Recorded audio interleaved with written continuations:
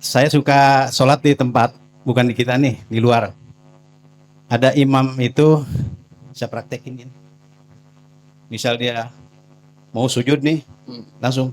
Tapi belum itu udah Allahu Akbar. Misal gini, Allahu Akbar. Tapi dia belum sampai kiri udah Allahu Akbar. Gimana nih? Oh iya. Itu satu.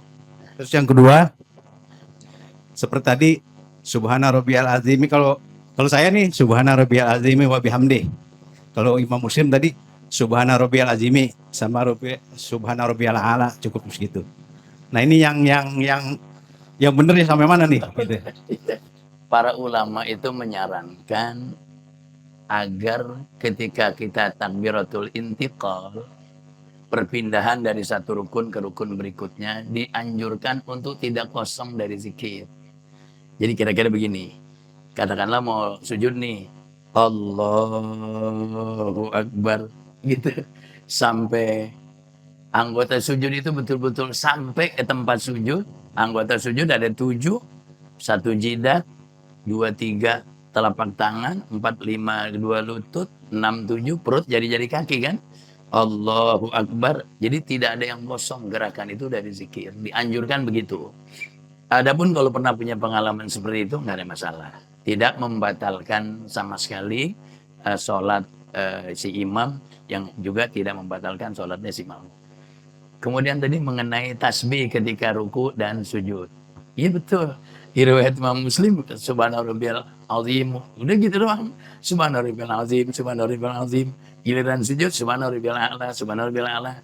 Seperti tadi saya bilang, kita dari pihak-pihak diajarin ngaji sama guru-guru kita tuh pakai wa bihamdi, Subhana Rabbiyal A'la wa bihamdi. Begitu juga ketika rukunya Subhana Rabbiyal Azim wa bihamdi. Bukan tanpa dalil, bukan. Dalam riwayat Imam Abu Daud pakai wa bihamdi. Gitu. Jadi guru-guru kita tuh Bapak Padin menggabung dua riwayat. Imam Muslim dipakai, Imam Abu Daud dipakai juga. Jadi Subhana Rabbiyal Azimi wa bihamdi, Subhana Rabbiyal A'la wa bihamdi. Tadi pertanyaannya, mana yang lebih benar gitu ya? Insya Allah dua-duanya benar. Benar dua-duanya, nggak ada yang salah. Benar. Tapi dari segi pahala, insya Allah yang lebih besar pahalanya yang ditambahin pakai wa bihamdi. Kenapa? Al jaza min jinsil amal. Balasan itu sesuai dengan amalnya. Makin dikit ya, amalnya balasannya makin dikit. Kalau pakai wa bihamdi kan ada tambahan tuh. Jadi insya Allah pahalanya lebih besar yang ditambah pakai wa bihamdi. Saya sendiri praktek pengamalan ya dari pihak-pihak yang dapat Subhana Rabbiyal Azim wa bihamdi. Baru sedep rasanya. Pak Kiai, Iya, mungkin bukan masalah itu ya, tapi hanya etika aja. Pernah dengar katanya kalau jadi imam itu etika tata bacaannya itu harus berurutan gitu ya. Misalkan contoh di rakaat pertama kita baca surat Al-Humazah. Katanya etikanya setelah itu ya baca surat setelah Al-Humazah gitu. Jangan setelah Al-Humazah wal asri. Katanya ada yang seperti itu. Gimana itu kalau oke? Ya katanya sih bukan melanggar itu, tapi hanya etika aja katanya gitu sih. saya kira itu ya. Ya jadi Ustadz, memang kalau kita lihat penjelasan, katakanlah semisal Al-Imam An-Nawawi dalam kitab At-Tibyan bi Ulumil Quran, itu kalau umpamanya dari rakaat pertama kedua naik, bukan turun, nggak membatalkan sih, hanya makruh saja. Makruh itu tidak disukai. Yang enak, yang bagusnya dari naik turun gitu. Kuliah, kulhu, gitulah. Gampangannya kuliah ke kulhu. Ini pertanyaan malam Selasa ditanya juga sama ibu-ibu. Ya. Berjamaah ngikutin imam, rakaat pertama baca An-Nas. Kan kalau udah An-Nas sudah pamungkas paling ujung gitu kan ya. Jadi secara sah. Secara etika tadi sebagaimana Ustadz sampaikan, secara etika yang etis itu dari atas ke bawah.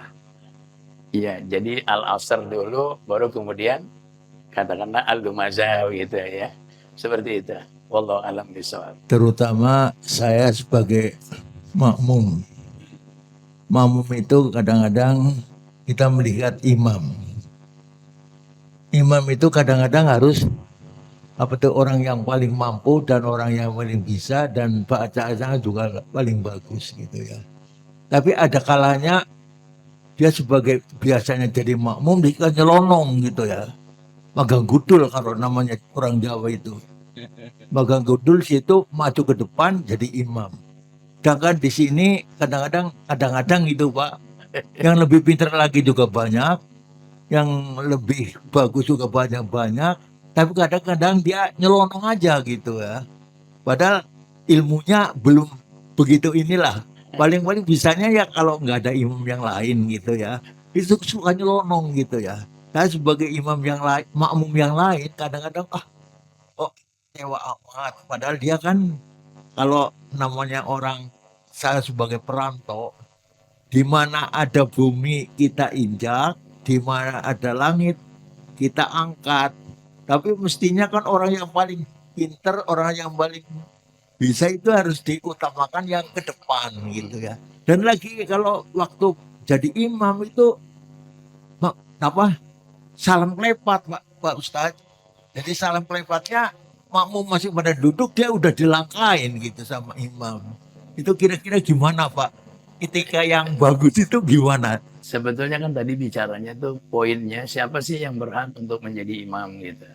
Di dalam satu masjid, musola, ya kecil ataupun besar, ketika sudah diangkat imam rawatib di situ, maka imam rawatib lah yang berhak untuk menjadi imam dibandingkan yang lain. Tapi ya imam tuh ya orang gitu ya, orang tuh kadang-kadang berhalangan gitu kan. Baru sampai rumah belum apa-apa, ternyata juga sudah qomat gitu. Udah Allahu Akbar, karena mungkin jamaah pertimbangannya udah dari tadi nih azannya kan gitu ya. Namanya orang. Nah, kemudian masuk salah seorang. Ya, dengan kriteria-kriteria seperti yang disebutkan tadi.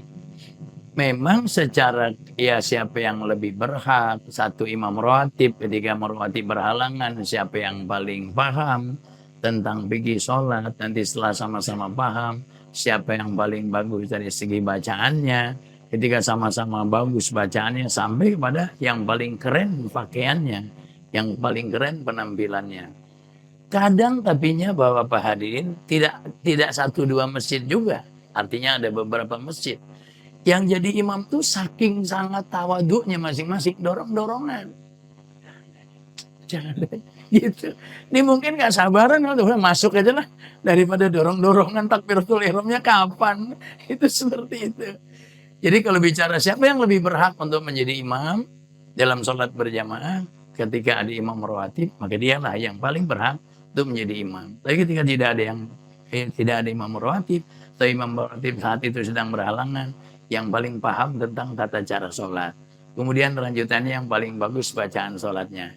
Dan idealnya memang tidak dorong-dorongan. Jadi dalam posisi itu tidak diperlukan tawadhu gitu, tidak diperlukan rendah hati. Orang ketika dia merasa dia punya potensi dan potensinya diakui gitu Pak. Ada lisensi, ada syahadah, ada ijazah gitu, diakui, sudah dia masuk aja. Supaya sholat berjamaah itu tetap terjaga dan tidak mundur-mundur waktunya. Itu seperti itu. Ya. Bagaimana teknisnya ketika imam batal, kemudian makmum menggantikan? Nah, itu teknisnya seperti apa? Baik di dalam sholat maupun dalam khotbah Jumat. Ini perlu kita ketahui.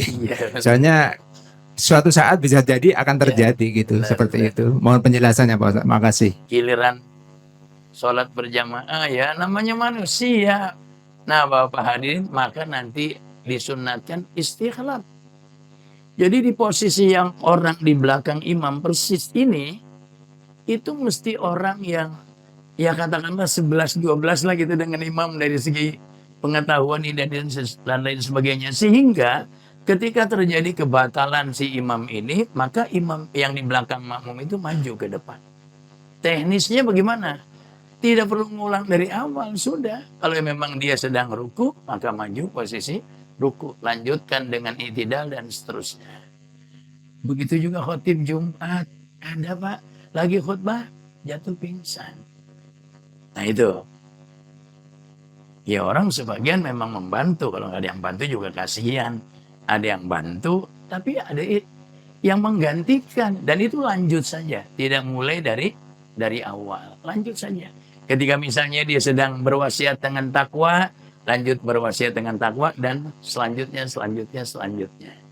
Nah, jadi memang Bapak hadirin dalam persoalan ini, karena memang sangat mungkin terjadinya, maka dipersiapkanlah orang yang berdiri di belakang imam adalah orang yang memang pada level pengetahuannya kira-kira sama imam mirip-mirip lah begitu ya.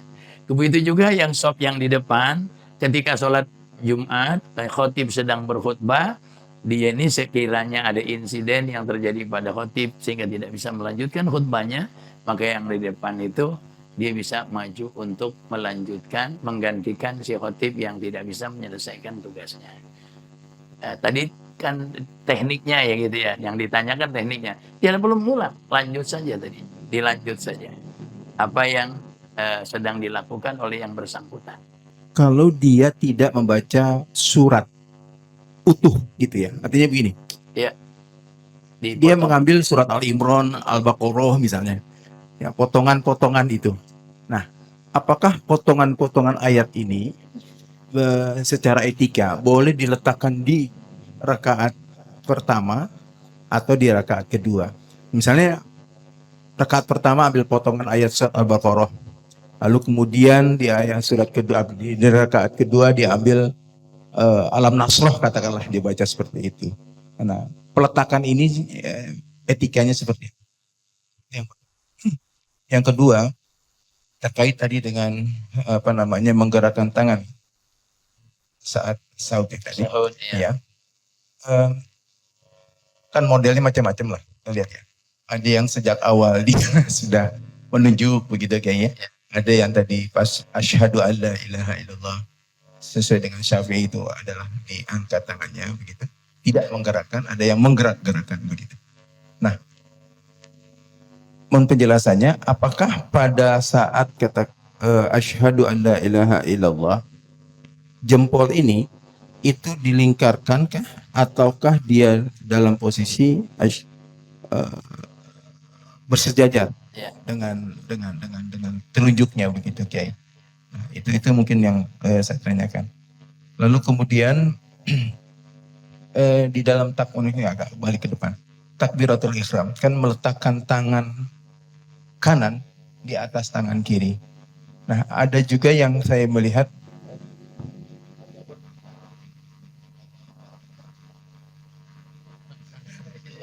ya, saya tidak bermaksud, mungkin tidak sah sholat itu. Maksud saya yang benar itu peletakannya adalah